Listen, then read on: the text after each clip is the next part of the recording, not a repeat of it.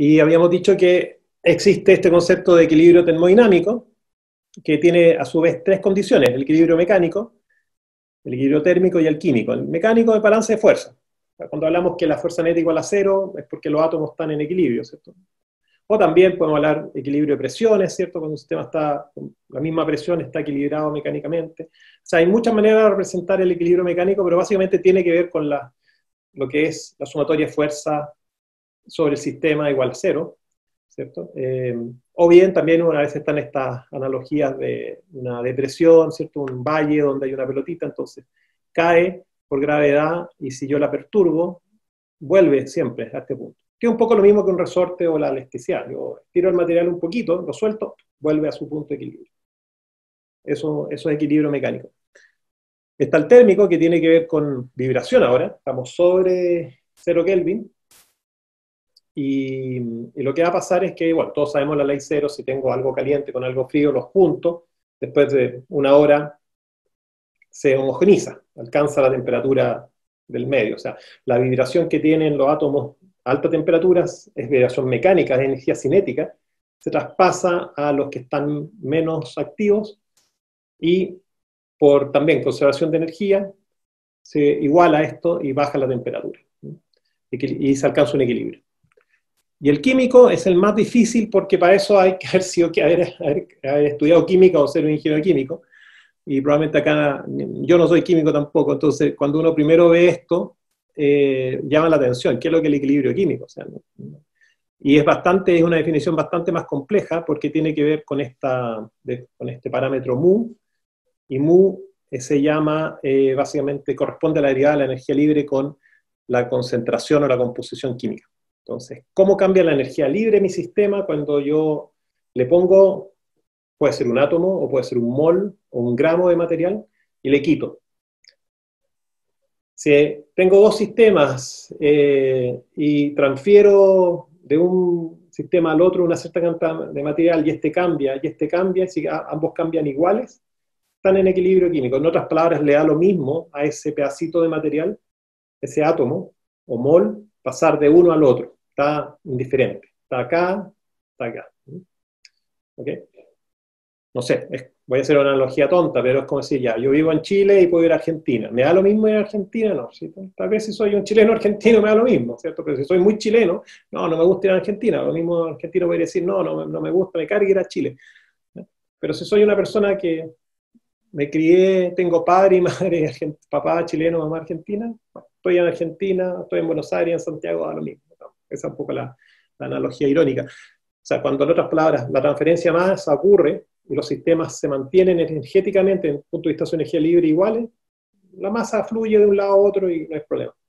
¿Okay? Ese sería el equilibrio químico, que es un concepto bastante abstracto, no es fácil de capturar. Pero obviamente tiene que ver con los materiales, ¿cierto? Entonces, ¿cuál es la idea? La idea de estos sistemas es que nosotros sabemos que si yo tengo cobre y níquel, ¿cierto? Y los junto, o sea, los pongo en contacto, después de mucho tiempo, se van a mezclar. Si quiero que esto ocurra más rápido, acá en vez de cobre y níquel debería poner, como me mencionaron, no sé, helio y neón. Tengo gas helio, gas neón, dos contenedores, los conecto, saco la pared, se mezclan completamente. Entonces se produce un estado final, paso de un estado inicial de dos sustancias a uno final que están mezcladas o entremezcladas. ¿Ya? Y eso significa que el sistema adquirió un equilibrio, o sea, pasó de este sistema a este otro. Entonces acá yo puedo decir, ok, acá estamos a temperatura ambiente, tal vez las dos presiones son distintas, pero al juntarlo ahora se formó una sola presión, entonces estoy en temperatura ambiente, a la misma presión.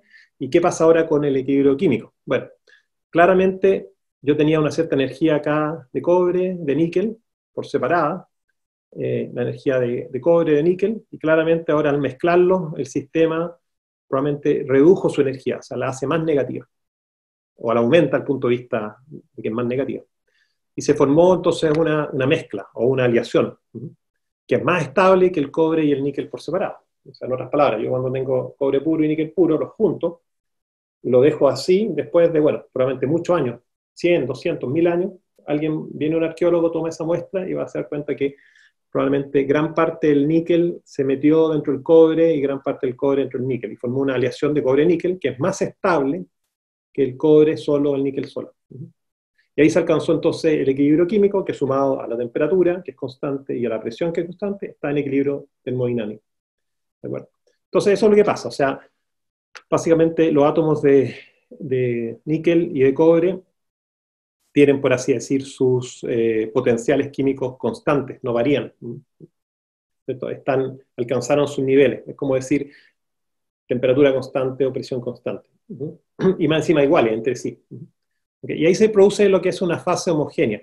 Entonces ese es un tipo de evolución al equilibrio, pero también existe este otro que también es muy conocido por nosotros, que es cuando los sistemas se saturan, y cuando, por ejemplo, el caso más común, yo tengo un vaso con agua y le añado sal. ¿Ya? Le pongo una cuchara de sal, se disuelve, y veo un líquido cristalino, salado, por supuesto.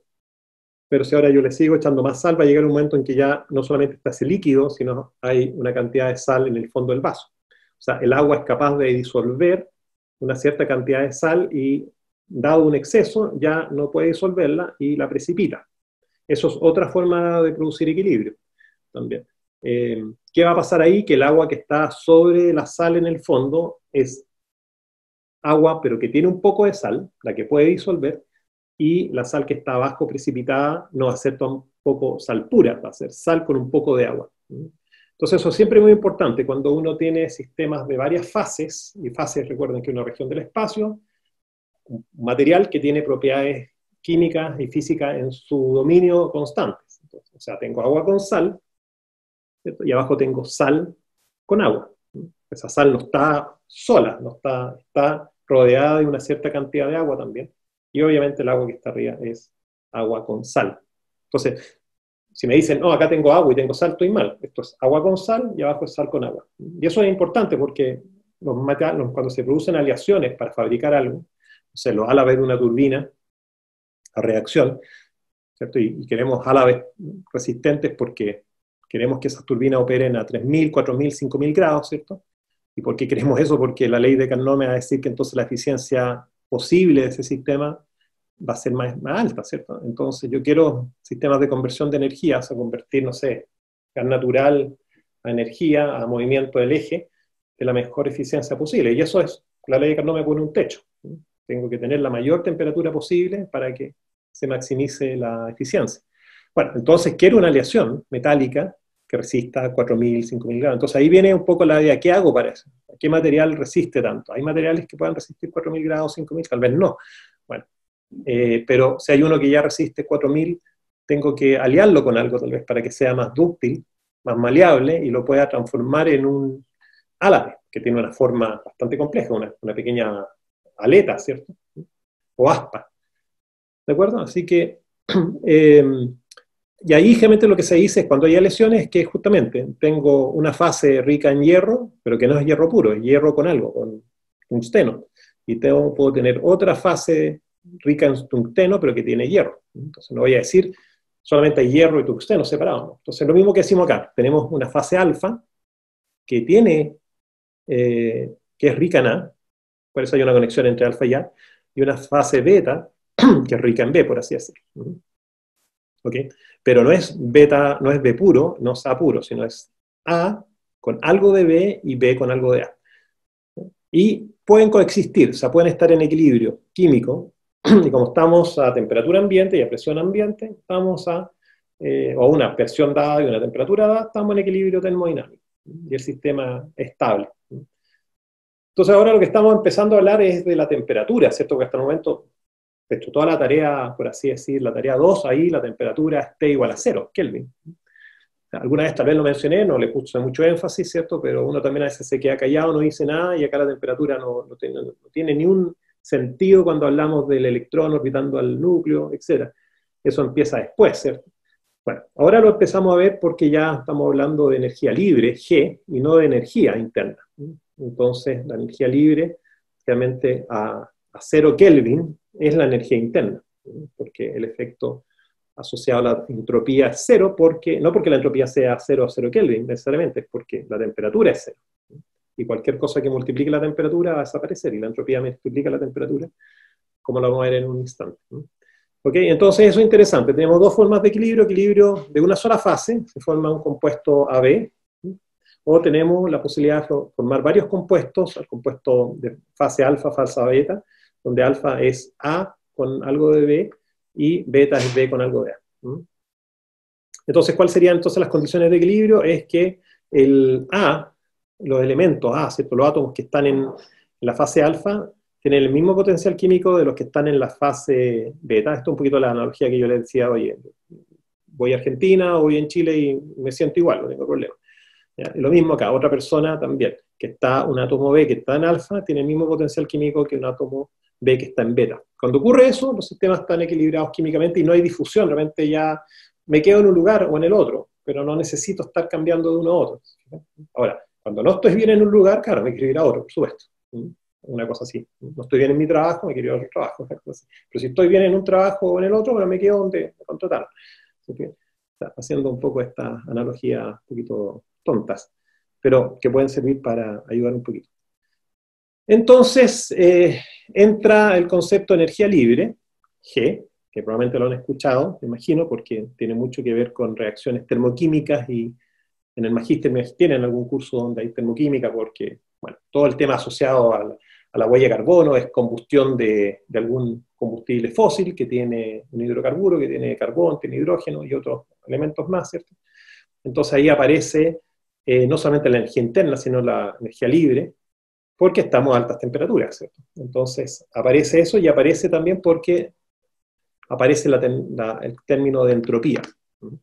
Y la entropía, hay dos tipos de entropía, o mejor dicho, no quiero decir que haya dos tipos de entropía. La entropía se puede representar como una entropía, al menos dentro de los materiales, ¿cierto? Una entropía asociada al calor, a la temperatura, pero también en los materiales se tiende a hablar de entropía configuracional. Como también hay entropía de la información, ¿cierto? Y se ha extendido mucho el término entropía, no es solamente algo asociado a un sistema termodinámico, donde está la primera y la segunda ley, sino también en los materiales, que a través de la entropía de Boltzmann, y también después apareció la entropía de Shannon, siglos después, ¿cierto?, en teoría de información, etc. O sea, es interesante, se va replicando el concepto, y trasciende los diferentes sistemas, pero así, sistemas puramente térmicos, sistemas de materiales, sistemas de información. No tienen nada que ver unos con otros necesariamente, pero este concepto de entropía también es transversal. Entonces, la entropía configuracional, que la introdujo Boltzmann, ¿cierto? Y la introdujo, según entiendo, nunca me he dado el tiempo de ver el documento original, pero entiendo que es casi, nuevamente, es una especie de conjetura, básicamente. Él la propone. Y funciona porque, entre otras cosas, está muy asociada a lo que son las leyes de Arrhenius, que ya venían de hace mucho tiempo antes de Boltzmann. O sea, el modelo funciona, y entiendo que él nunca la demostró, y se murió con eso. De hecho, en su tumba en Viena, si algún día tienen la oportunidad de ir a Viena, entiendo que en el cementerio donde está enterrado Boltzmann, en su tumba está esta ecuación. K de logaritmo de este cociente, que son las configuraciones posibles. Y las configuraciones posibles, si vamos acá atrás, tiene que ver con esto, ¿cierto? Cuando tengo, no sé, acá tengo 12 fichas blancas y 12 fichas negras, ¿cómo las puedo combinar? ¿Cómo puedo hacer este tablero? ¿Dónde pongo mi átomo negro y blanco? Los puedo poner en muchas combinaciones. Entonces, esas combinaciones son los estados, y como tengo muchos, se empieza a hablar de que el sistema se puede reconfigurar en muchas formas, y por lo tanto empieza a haber este concepto de entropía, ¿cierto? De desorden, de alguna manera. Ya no vamos a esperar que todos los átomos estén todos blancos en un lado y negro en otro, sino se mezclan. ¿Okay? Y en parte esa entremezcla está asociada a la unión de los enlaces, ¿cierto? A estas curvas de energía que hemos visto. Y en ese proceso se puede estar liberando calor, ¿cierto? Y por lo tanto hay una energía asociada, que es la que corrige la energía interna y la convierte en una energía libre, ¿cierto? Entonces, la energía de mezcla se evalúa como la temperatura absoluta, ojo, también acá hay que empezar a hablar de T absoluto, ¿ya? Acá en Kelvin, ¿cierto? Por la variación de entropía configuracional de mi sistema, que pueda tener mi sistema. Y esto va a ser mayor que cero, porque T es mayor que cero, va de 0 a hacia donde sea, T absoluto, y la entropía también es una magnitud positiva, porque también es logaritmo de, y logaritmo de, el logaritmo es 0 cuando estamos menor que 1, y estos cocientes siempre van a ser mayores a 1, ¿cierto? Porque siempre voy a tener más estados finales que los iniciales. El inicial, blanco y negro. Finales, tengo muchos, ¿cierto? Entonces, ya tengo un logaritmo de un número grande, el logaritmo lo que hace achata un poco el número, lo pone con un rendimiento decreciente, y lo multiplico por una constante. Entonces, y sabemos que la segunda ley me dice también la entropía siempre de un sistema total, ¿cierto? Aumenta en todo momento. Puede ser que en un momento bajó, se redujo en una parte del sistema, pero en otra va a crecer más para compensar esa baja y hacerla positiva. ¿Okay? Entonces con eso Gibbs definió su instrumento termodinámico, su función termodinámica, H, que es la entalpía o energía interna, lo mismo, acá estamos hablando de sólidos, y cuando hablamos de sólidos, la entalpía es igual a la energía, porque básicamente acá no hay trabajo de flujo, ¿cierto? El sólido está sólido, no es un líquido que se está desplazando, así que H es E, pero bueno, lo ponemos como H porque muchas veces se suele usar H, es más común usar la entalpía, va a ser más general, pero en sólidos por lo general, pensemos a volumen constante, la entalpía va a ser la energía interna. Menos T por S, ¿cierto? O sea, esto es lo que definió Gibbs. Dijo, ok, si yo le resto a mi función de energía interna o entalpía, la temperatura por la función de entropía, voy a definir esta nueva magnitud termodinámica que tiene la gracia que también me entrega un mínimo. O sea, me permite definir equilibrio si es que ese valor, ese cambio, y acá es donde hay que empezar siempre en termodinámica a tener cuidado entre lo que es la función y el cambio de la función.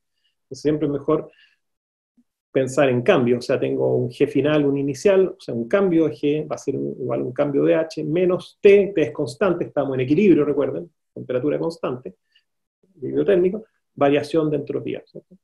Entonces, esto mismo, como les digo, es igual a la variación de energía interna, ¿cierto? Que es la que está dada por la curva que ustedes están trabajando en la tarea, ¿cierto?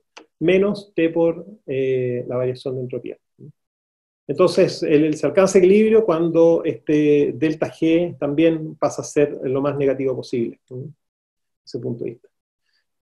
Esto muy brevemente, este es el primer trabajo, creo yo, que escribió Goodenough, ¿cierto? Cuando hizo su doctorado en el año 1953. Y es interesante porque básicamente su tesis doctoral es un paper que debe tener unas 20 páginas, 30 páginas. Y lo que es interesante es que yo creo que a este hombre cada frase que pone no sobra.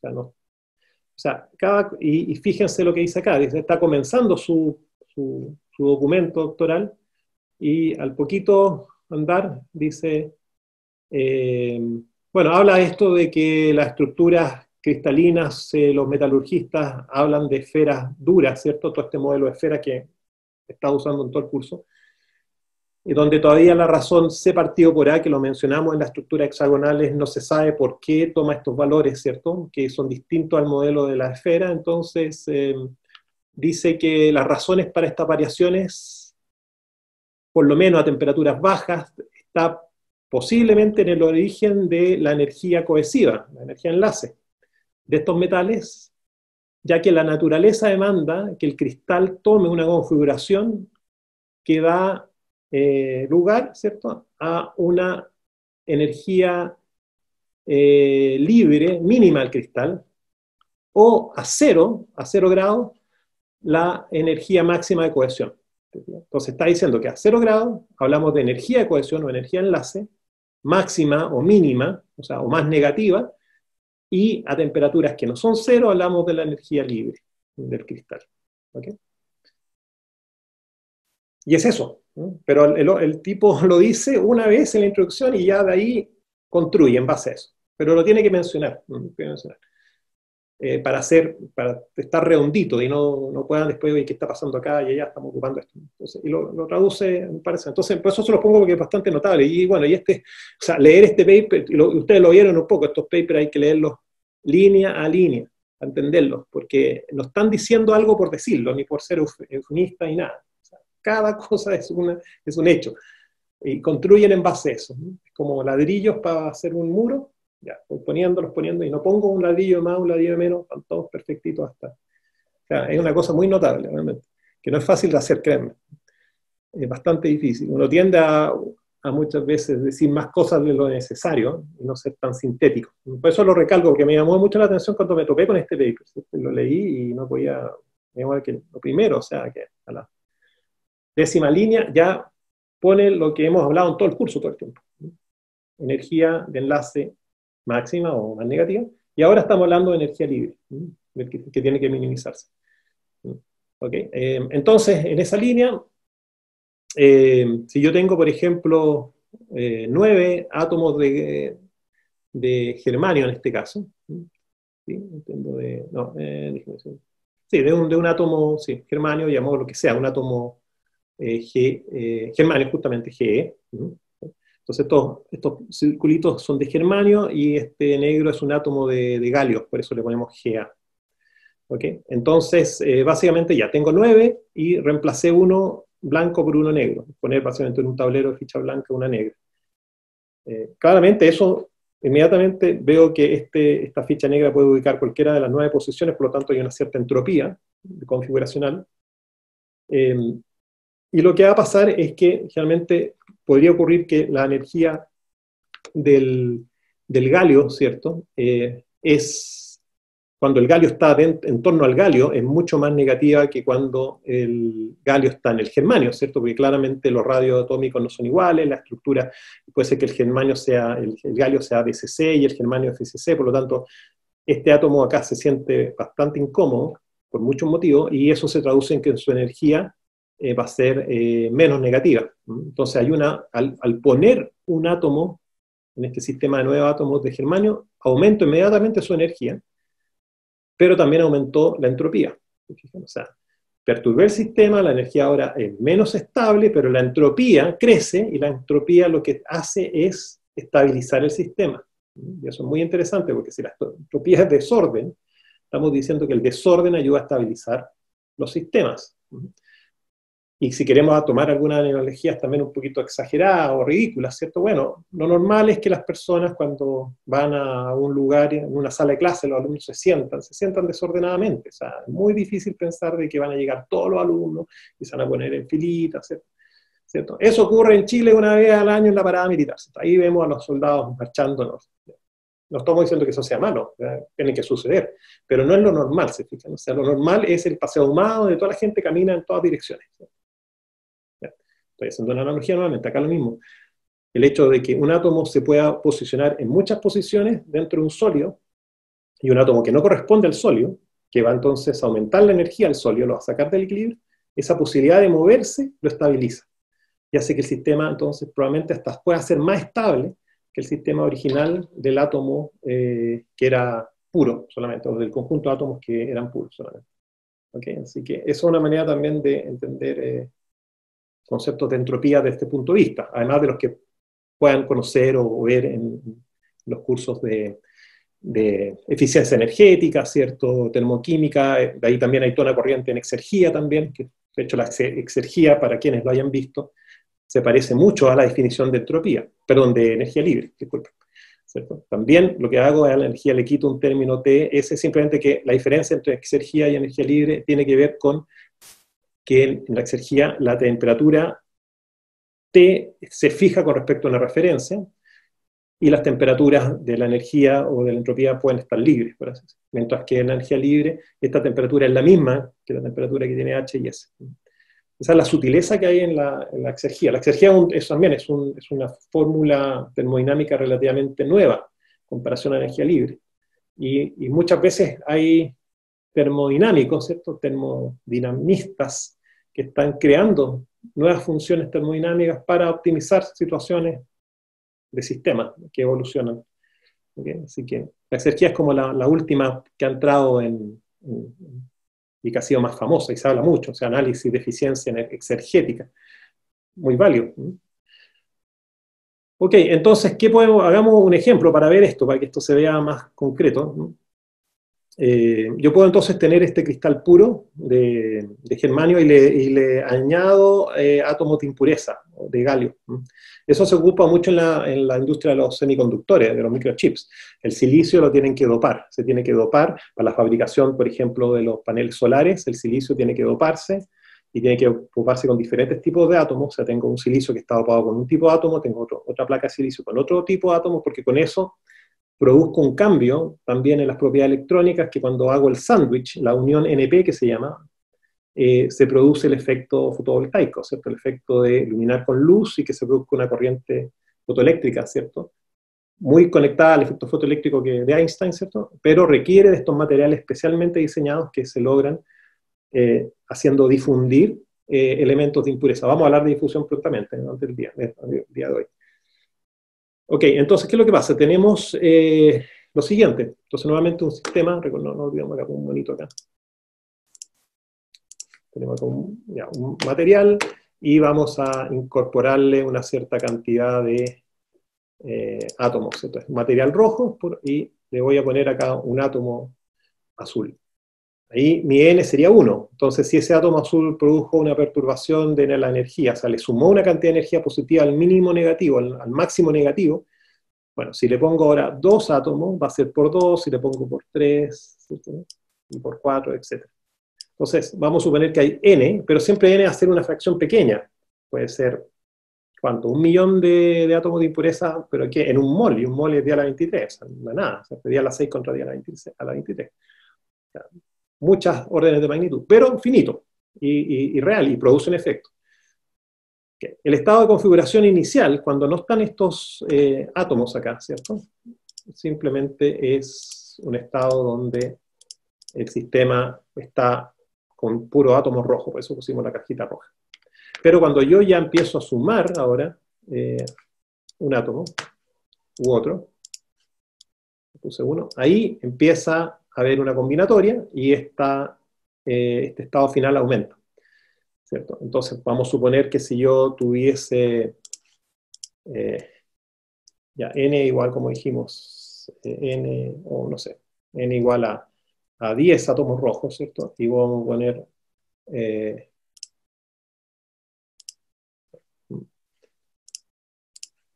¿cómo se llama? Un átomo, uno azul. Bueno, ¿qué me va a decir esta expresión acá? La expresión me va a dar un número que va a ser grande. Tratemos de computar. Tendríamos 10 factorial, ¿cierto? 10 factorial, que es un número grande, no lo vamos a calcular, dividido por 1 factorial. Y lo bueno es que también dividido por 10 menos 1 factorial, que es 9 factorial. Entonces, básicamente me queda que 10 factorial partido por 9 factorial es 10, ¿cierto? Hasta 9 tenemos 1 por 2 por 3 hasta 9, y por 10 me da 10 factorial, dividimos, me queda 10, dividido por 1 factorial que 1, esto es igual a 10. Entonces, cuando sumo un átomo, hay 10 configuraciones, que es básicamente poner el átomo en cada una de las posiciones de los átomos rojos que podrían haber acá, ¿cierto? Acá, de hecho, los podría dibujar rápidamente, para tener una idea, como átomos rojos. Podemos hacer. Ahí hay uno, ¿cierto? Ahí hay otro, ahí hay otro. Entonces, nuevamente, este átomo que está acá, yo lo puedo poner en muchas posiciones, como dijimos. Ok, entonces,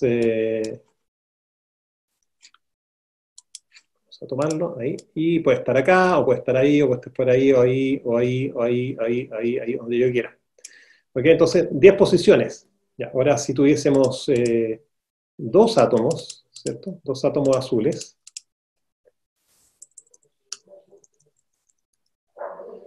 Vamos a tener 10 factorial dividido ahora por 2 factorial, que es 2, y por 8 factorial. Entonces, claro, ¿qué significa eso? Que vamos a tener ahora 9 por 8, 9 por 10, 90, dividido por 90, dividido por 2, 45. O sea, claramente aumentamos, vamos, estoy un poco, me había fijado, estoy con... aumentamos el número de 10 a 45, o sea, hay más estados finales y por lo tanto la entropía configuracional aumenta a medida que más átomos azules pongo, y va a llegar un momento en que empieza a bajar cuando ya empiezo a poner un número suficiente. Si pongo más de 5, empieza a bajar, se fijan, empiezan a dominar ahora los átomos azules, se fijan, entonces es como una curva, es como una especie de parábola inversa, o sea, sube y después cae.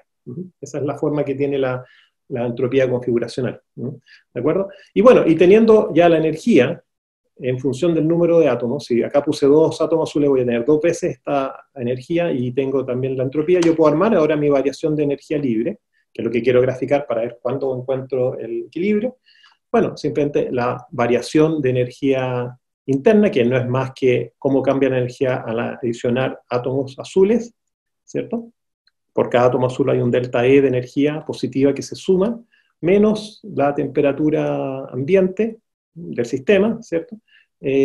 Por KB logaritmo de esta expresión W final, que está dividida por W inicial, pero W inicial es 1. Entonces me queda simplemente este argumento. ¿De acuerdo? Así que vamos a borrar acá y voy a sacar esto y voy a poner esto que se me había olvidado. Eso, ahí estamos mejor. Ok, perfecto. Entonces, al menos ya tenemos la función variación de energía libre de Gibbs. Recuerden que nos interesa la variación de la energía libre más que la función de energía libre, el delta G.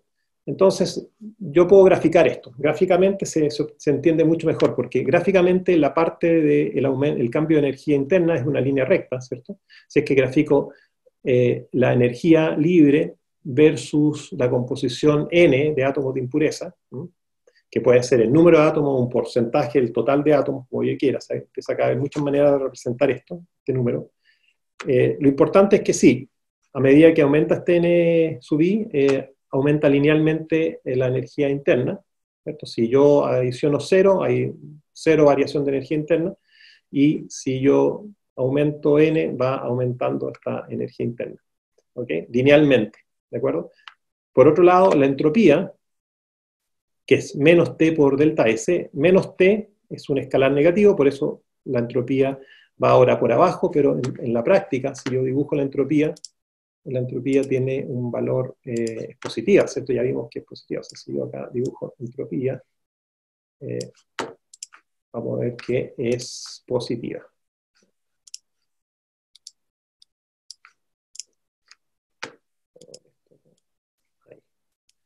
Okay, entonces, si yo la dibujo, la entropía pasa a ser de esta forma. O sea, a medida que voy cambiando los átomos azules, los N acá, ¿cierto? La entropía, el delta S va tomando un valor así. Ahí. Entonces es simétrica, pasa por un máximo. Acá tenemos el NI, ¿cierto? Y acá lo que tenemos es el delta entropía. Delta entropía. Ok, así que esa es la... Entonces acuérdense que ya cuando cambio la mitad de los átomos, rojos por azules, básicamente ahora los azules empiezan a mandar, ¿cierto? Entonces como que los que están ahora molestando son los rojos, ¿cierto? Entonces se invierte el fenómeno, ¿cierto? A medida que aumento el número de átomos, hasta que llego a 1, a la relación 1, o sea, nuestra palabra, reemplacé todos los átomos rojos por átomos azules, por así decirlo. ¿Ok?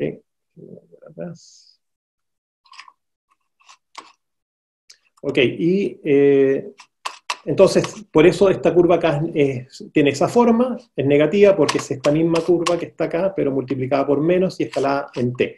T es mayor que 0. La suma de esta con esta, o sea, esta menos esta, va a dar una curva que es parecida a esta, pero el mínimo que está acá va a empezar a producirse antes y va a subir después, y va a tener esta forma.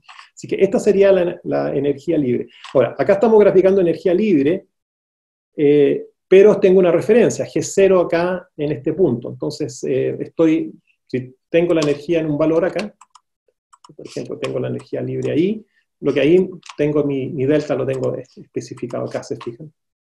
Ahí sería mi delta. O si mi energía libre está por abajo, está acá, mi delta de energía libre estaría por acá arriba, por acá abajo. ¿Se fijan? Entonces, este es mi delta de energía libre. Si bien estamos graficando, estamos poniendo G nomás, porque al fijar un punto, el punto en 0, en n igual a 0, todos los delta van a ser con respecto a ese punto. Entonces, G. ¿Okay? Eso. Entonces, ¿qué es lo que vemos de este resultado? Primero, hay una composición N, o sea, hay un número de átomos azules, donde la energía libre del sistema se hace la más negativa. Y es esa composición que me va a dar el equilibrio. Y esa composición, si yo la grafico acá, la grafico composición N', de equilibrio, con respecto a la temperatura, porque yo ahora puedo cambiar la temperatura, y si cambio la temperatura, lo que voy a hacer básicamente es ir cambiando estas curvas acá, poniéndolas en diferentes, y por lo tanto voy a ir cambiando. O sea, vamos a suponer que estamos reduciendo la temperatura, la vamos a reducir, entonces esta curva va a estar más chiquitita acá, esta curva que viene por acá abajo, viene por ahí, ahora, a una temperatura menor, después hay otra que viene por acá a menor temperatura, entonces estas curvas se van a hacer también más pequeñas, ¿verdad? Entonces los puntos de estos óptimos cambiaron, ahora hay uno ahí y otro acá, entonces tengo 3 puntos óptimos que se grafican acá con la temperatura y me da una curva, una frontera, y esa frontera se llama la frontera Solbus. ¿Qué significa eso? Que es a partir de esta gráfica, a una cierta temperatura, cuánta cantidad de átomos azules, en este caso, puedo disolver en el sólido. Pensemos en el vaso de agua que le aplico sal. A temperatura ambiente le puedo poner una cucharada y se disuelve toda la sal, pero si le pongo un poquito más, ya precipita. Si ahora el vaso con agua lo subo a 100 grados, lo hiervo, probablemente pueda poner una segunda cuchara de sal y sigue siendo transparente. Entonces, eso es lo que es la curva de equilibrio Solbus. ¿Cuánto puedo yo contaminar un sólido para que se mantenga en equilibrio y explote las propiedades de esta contaminación, que son muy buenas, y de hecho en la industria de los semiconductores se usan para producir paneles solares, para producir microchips, etc. Eso que estamos diciendo acá también está dado por la ley de Arrhenius. Una ley de Arrhenius, ¿cierto? La concentración de equilibrio es proporcional o es igual al número de átomos sobre los cuales pueden entrar estos átomos contaminantes, ¿por qué cosa?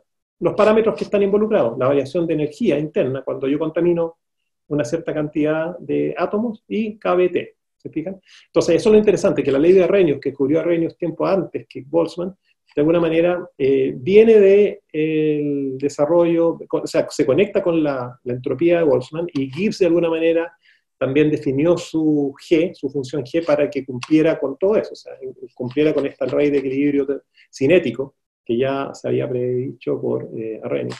Entonces, ¿qué es lo que básicamente hizo Boltzmann? Dijo, ok, yo tengo mi función que creé, me interesa el delta, básicamente G menos una referencia, con respecto a la contaminación, al cambio de átomos. Esto no es más que el cambio de potencial químico o la condición de equilibrio químico. O sea, si mi condición, si volvemos atrás rápidamente, vamos a ver que esto ya lo habíamos visto acá. Está acá, ¿se fijan? Mu es de GADN. Entonces, básicamente lo que estoy teniendo acá es básicamente un delta mu con DN igual a 0. En otras palabras, estoy diciendo que la tasa de cambio o los mu son iguales al final. O sea, está diciendo esto que el mu se mantiene constante. 0 igual a mu i. ¿Se fijan? Eso es lo que implica esto. Entonces, básicamente, de alguna manera, Gibbs lo que buscó, forzó el equilibrio químico en su sistema para tener un equilibrio termodinámico, porque involucra la temperatura constante, también está por medio de la presión, ¿cierto? Escondida, pero está ahí presente, y bueno, faltaba poner el estimador, el optimizador de la energía, perdón, del equilibrio químico, y de ahí aparece. Así que ahí lo podemos ver gráficamente, lo cual es interesante, ¿cierto? Sacar todo eso de acá. Y finalmente recordar que hay algunas reglas de fases, de Gibbs también, ¿cierto? La famosa regla que me dice que cuando tengo un número de fases presente, agua, por ejemplo, agua con sal, fase de agua con sal y fase de sal con agua, 2 fases, ¿cuántos grados de libertad tengo? O sea, ¿cuántas variables intensivas puedo fijar? Como la temperatura, la presión, la composición, ¿cierto? Y sé el número de componentes. Entonces, en el caso del agua con sal, hay 2 componentes, agua y sal, C igual a 2, C más 2, 4, ¿cierto? Y tenemos que P sería el número de fases, 2 fases, agua con sal y sal con agua. Entonces podríamos fijar, tenemos 2 grados de libertad al final, ¿cierto? Tenemos 2 más 2 igual a 2 más 2, que es 4. O sea, podemos, ¿cómo se llama?, jugar con presión, con composición y temperatura, por ejemplo. O sea, nuevamente, yo puedo aumentar la temperatura del vaso con agua con sal a 100 grados y aumentar más la composición para llegar al equilibrio. ¿Se fijan? Estoy como en un mapa donde pongo temperatura versus cantidad de sal que pongo. Eso es lo que me dice la regla. Y en el caso del agua pura, ¿cierto? En el caso de pura, donde tenemos una fase, que es H2O, y una sola componente, ahí la ecuación anterior nos va a decir, ok, una fase igual a una componente más 2, ¿cierto? Estaríamos diciendo nuevamente que puedo llegar a fijar dos parámetros, que en este caso, como no voy a jugar con la composición del agua, porque voy a tener dos parámetros que puede ser la presión y la temperatura. Entonces, el otro probablemente se recuerdan de alguna vez algún curso en la universidad de química, ¿cierto? Tengo el agua que puede estar en estado líquido y tengo un mapa de presión-temperatura dentro de la fase líquida o dentro de la fase sólida como hielo o de la fase vapor. Pero si estoy ahora en una frontera sólido-vapor, ¿cierto? Donde ahora hay dos fases, se me reduce un grado de libertad. Entonces, en otras palabras, ahí, si yo especifico temperatura, especifico automáticamente presión, en ese caso particular, ¿cierto? O sea, en otras palabras, acá, si yo fijo temperatura, estoy fijando la presión del sistema. Y el caso más común que nos resuena, el punto triple del agua, ¿cierto? Ahí coexiste líquido, vapor y sólido, ¿cierto? Tres fases contra 2 más 1, 3, 0 grado de libertad, es un punto invariante, que se llama. O sea, es un punto, y que me sirve para calibrar termocupla y una serie de cosas. Así que bueno, uno puede pensar qué pasa cuando tengo, no sé, Coca-Cola, y de hecho un hielo. O tengo, ya pongamos los 18eros, ¿cierto? Acá en Chile, piscola, ¿cierto? No quiero dirir acá a alguien de Perú, ¿cierto? Porque el pisco peruano es muy bueno y tal vez mejor. Ya, piscola pero peruana. Ya, no está. Pisco, que es un alcohol, Coca-Cola, que es agua básicamente, y hielo. Entonces, claramente los sistemas van a evolucionar. Entonces, piénsalo en un poquito, ¿cierto? Ahora que viene el 18 ahí, cuando estén tomando su Coca-Cola con hielo, ¿qué pasa? ¿Cierto? ¿Qué pasa cuando le pongo el hielo o no le pongo el hielo? Estoy poniendo una segunda fase. Ahora, interesante, el hielo tiene no solamente una fase, existen como al menos 5 tipos de hielo. El hielo no solamente H2O cristal, puede tomar muchas configuraciones sólidas, ¿cierto? Hay 14 medallas de Bravais, la molécula sigue siendo H2O, pero hay 14 mayores, puede ubicarse en diferentes mallas, ¿cierto? Y generalmente ese hielo es el que analizan en el Ártico o en la Antártica, cuando hacen las prospecciones y sacan, o sea, a kilómetros de profundidad una barra de hielo, ven que los hielos tienen diferentes estructuras cristalográficas, ¿cierto? Y es interesante, el hielo es un material cerámico, o sea, el hielo que tenemos en el refrigerador de la casa es un sólido covalente, ¿cierto? Con una estructura química, y bueno, si lo pongo en contacto con un líquido, la regla de Gibbs aplica, ¿cierto? ¿Okay? Eso, así que eso con respecto a equilibrio, es una pequeña introducción para entender un poco el equilibrio mecánico, térmico, químico, que es más difícil, y que está asociado a cómo podemos contaminar o no un material desde el punto de vista positivo para que nos permita tener posibilidades de hacer algo con él, producir conversión de energía fotovoltaica en eléctrica, por ejemplo. Eso es gracias al dopaje o contaminación controlada de un cristal puro de silicio con átomos, pueden ser de fósforo, ¿cierto? O de otro material. Eso lo vamos a ver también ya en la próxima clase, cuando veamos los casos de estudio. ¿Ok? Así que eso con respecto a lo que es equilibrio.